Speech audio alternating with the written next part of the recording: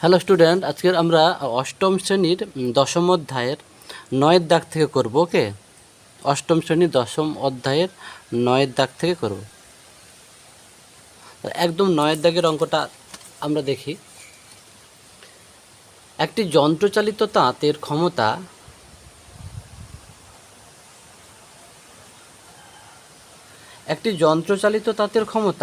একটি হস্তচালিত তাঁতের ক্ষমতার 2/1/4 2/1/4 গুণ। 12টি হস্তচালিত তাঁত 1080 মিটার দৈর্ঘ্যের কাপড় 18 দিনে তৈরি করে। তাহলে 2700 মিটার দৈর্ঘ্যের কাপড় 15 দিনে তৈরি করতে কতগুলি যন্ত্রচালিত তাঁত লাগবে? তাহলে দেখো, এখানে বলছে যন্ত্রচালিত তাঁত বার করতে বলছে। ওকে, কিন্তু এই যে কন্ডিশনগুলো কিন্তু হস্তচালিত তাঁত দেওয়া আছে, ঠিক সে তেমন উত্তরটা করার জন্য কিন্তু আমাদের এই প্রথম লাইনের কন্ডিশনটাকে কিন্তু আমরা একদম শেষে ব্যবহার করব।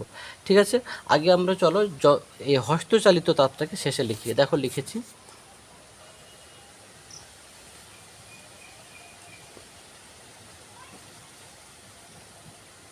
হস্তচালিত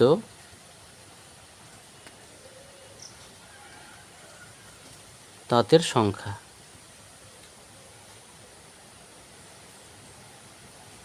একটি লিখতে পারি।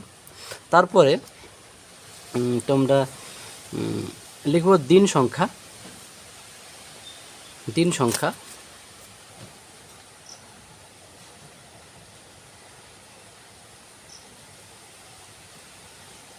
তারপরে কাপড়ের পরিমাণ।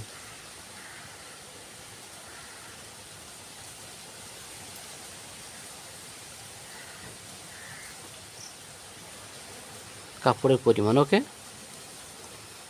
এবারে আমরা একদম প্রথমে বলেছে 12টি হস্তচালিত তাঁত 1080 মিটার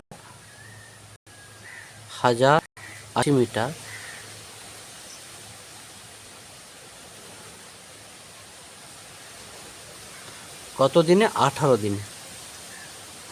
ওকে, তারপরে বলেছে 2700 মিটার কাপড়ের দৈর্ঘ্য 15 দিনে করতে।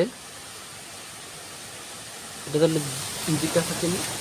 তাহলে আমরা এবারে হস্তচালিত তাঁতের সংখ্যার সঙ্গে এগুলো সম্পর্ক বার করব। এখন আচ্ছা, কাপড়ের পরিমাণ যদি বাড়ে তাহলে হস্তচালিত তাঁতের সংখ্যা অবশ্যই বাড়াতে হবে, না হলে সম্ভব না। তাহলে লিখব, তাহলে বাড়লে বাড়ে, তাহলে সরল সম্পর্ক। তাহলে লিখছি আমরা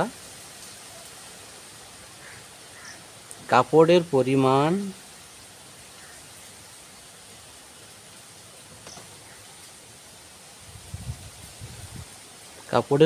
পরিমাণের সঙ্গে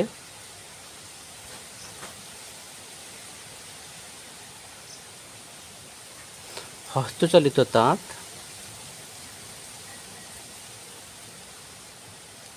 তাঁতের সংখ্যা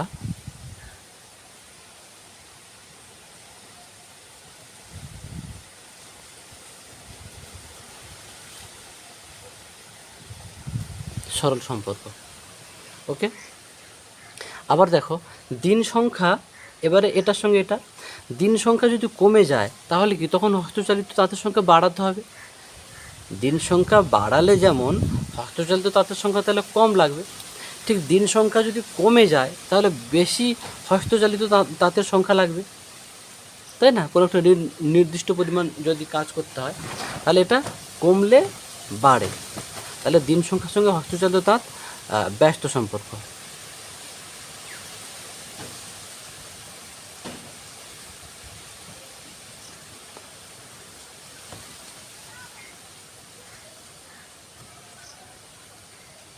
ওকে, ব্যস্ত সম্পর্ক। তাহলে অতএব হস্তচালিত তাঁতের সংখ্যা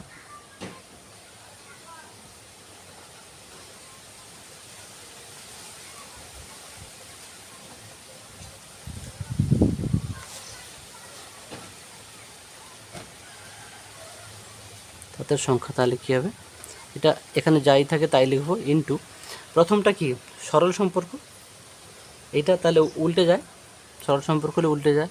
তাহলে কি লিখব 2700/1080 ইন্টু এটা, তাহলে কী হবে, তারপরটা দেখো ব্যস্ত সম্পর্ক মানে যাই আছে তাই থাকবে 18/15।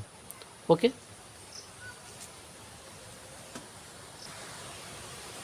দেখো আমরা এবারে কাটাকাটি করব, একটা শূন্য কাটলাম, 12 9 108, 9 3 27 0, 15 2 30, তাহলে সমান কটি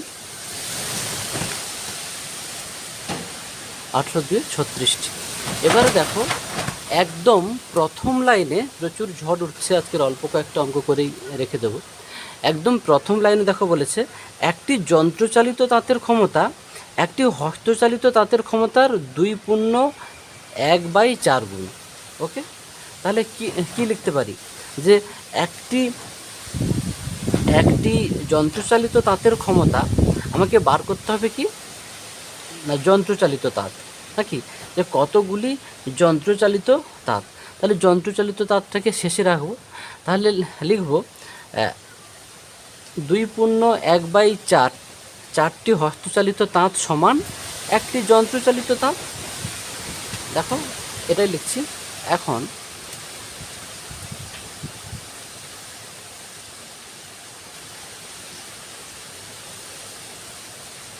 এখন লিখতে পারি 2.1/4 সমান 4 2 8 9, 9/4টি হস্তচালিত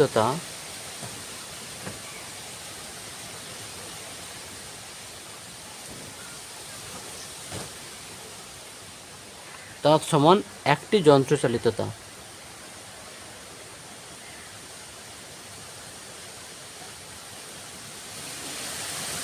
ওকে, একটি যন্ত্রচালিত তাঁত,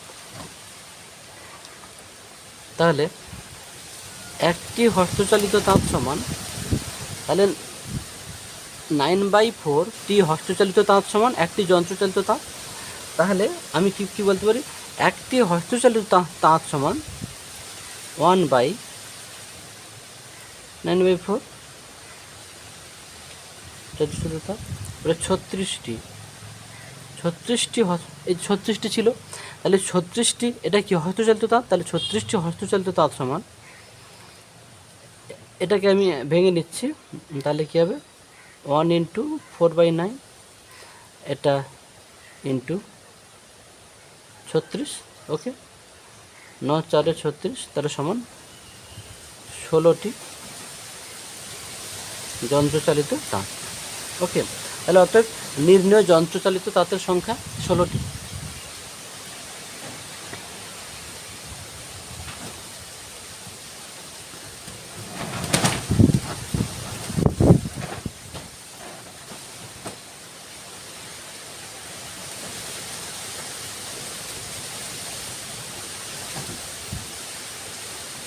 তাঁতের সংখ্যা 16টি। এবার আমরা পরের দাগের অঙ্কে যাচ্ছি। দেখো এবার আমরা 10 দাগের অঙ্কটা করব। বলছে 25 জন কৃষক একটি সমবায় সমিতির 2400 বিঘা জমি 36 দিনে চাষ করেন। 25 জন কৃষক 2400 বিঘা জমি 36 দিনে চাষ করেন। তাহলে বলছে সমিতি একটি ট্রাক্টর কেনায় দেখা যায় অর্ধেক জমি, মানে 2400-র অর্ধেক মানে 1200 জমি 30 দিনে চাষ করে। বলছে ওই ট্রাক্টরের যে ক্ষমতাটা বার হবে ওইটা কতজন কৃষকের চাষ করার ক্ষমতার সমান। তাহলে কতজন কৃষক, তাহলে কৃষকের সংখ্যা আমরা ডান দিকে লিখব। ওকে,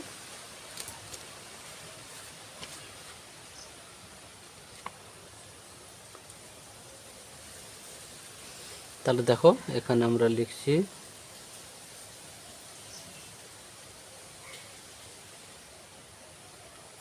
কৃষকের সংখ্যা, তারপরে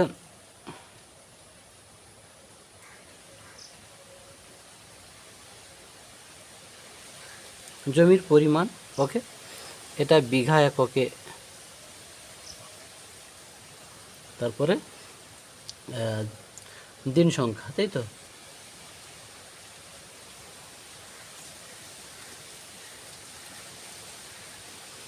ওকে, এবারে দেখো বলছে 25 জন কৃষক 2400 বিঘা 36 দিনে।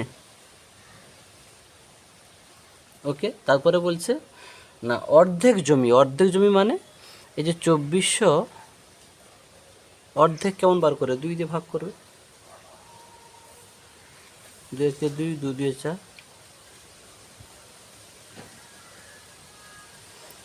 24 মানে 1200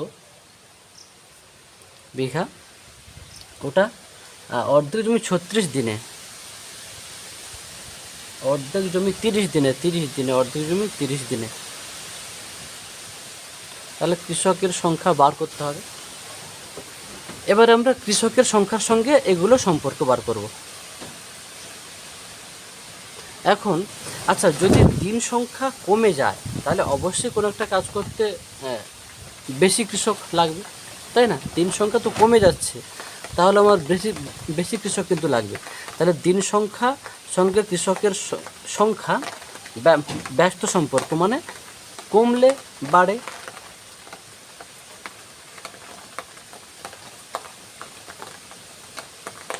দিন সংখ্যার সঙ্গে কৃষকের সংখ্যা ব্যস্ত সম্পর্ক। আবার বলছি, কোনো একটা কাজ, একটা নির্দিষ্ট কাজ করতে আগে যত দিনে হতো তখন যে কৃষক লাগতো, পরে যদি দিন সংখ্যা যদি আমরা কমিয়ে দিই তাহলে কি আরও বেশি সংখ্যক কৃষক লাগবে, না হলে তো সম্ভব নয়। তাহলে কমলে বাড়ে, তাহলে ব্যস্ত সম্পর্ক। আমি বলেছিলাম যে কমলে কমে বাড়লে বাড়ে, এই রকম মনে হলে সরল সম্পর্ক, আর ঠিক উল্টোটা মনে হলে কমলে বাড়ে বা বাড়লে কমে, এরকম হলে ব্যস্ত সম্পর্ক। আচ্ছা, এবারে বলো জমির পরিমাণের সঙ্গে কৃষকের সংখ্যা। আচ্ছা, জমির পরিমাণ যদি কমে যায় তাহলে কৃষকের সংখ্যা কি নিশ্চয়ই কম লাগবে। জমির পরিমাণ বেশি হলে বাড়লে যেমন বেশি সংখ্যক কৃষক লাগবে, না হলে একটা নির্দিষ্ট কাজ তো সম্ভব নয়। তাহলে জমির পরিমাণ কমে গেলে অবশ্যই ভেবে দেখো, তাহলে কৃষকের সংখ্যাও কম লাগবে, তাহলে কমলে কমে, এটা সরল সম্পর্ক।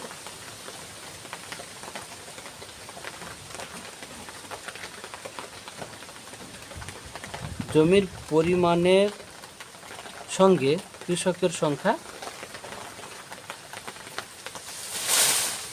সরল সম্পর্ক।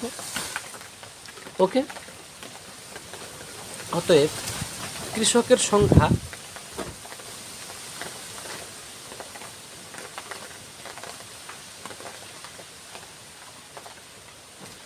এখানে যেটা থাকে সেটা লিখতে হয়, কিন্তু প্রথমটা কি দেখো, এটা ব্যস্ত সম্পর্ক মানে যাই আছে তাই 36/30 লিখব। তারপরেরটা দেখো সরল সম্পর্ক, মানে এটাকে উল্টে দেবো, 1200টা উপরে যাবে, 2400টা নিচে আসবে, তাহলে 1200/2400, দুটো শূন্য কাটলো, 12 2 24 হলো, 2 18 36, 5 5 25, 5 6 30, 6 3 18, তাহলে 5 3 15 জন। ওকে, তাহলে 15 জন হলো। তাহলে অতএব একটি ট্রাক্টরের ক্ষমতা 15 জন কৃষকের ক্ষমতার সমান। অতএব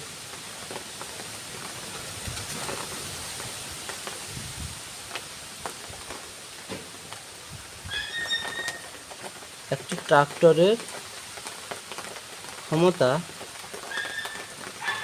15 জন কৃষকের সমান। ওকে,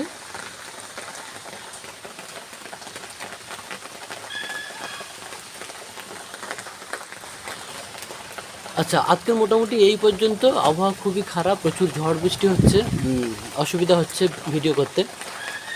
পরের ভিডিওতে আমরা বাকি আর 3টে অঙ্ক থাকলেও কমপ্লিট করে দেবো। যাদের সমস্যা হবে তারা একটু প্রশ্ন ভিডিওটা কিন্তু একটু 20-30 সেকেন্ড একটু দেখবে, তারপরে ছবিটা কিন্তু ক্লিয়ার হয়ে যাচ্ছে। ওকে, আর অঙ্কগুলো বুঝতে যাদের সমস্যা হবে একটু 2-3 বার করে ভিডিওটাকে দেখবে, তাতে দেখবে তোমাদের যুক্তিগুলো বুঝতে খুবই সুবিধা হবে।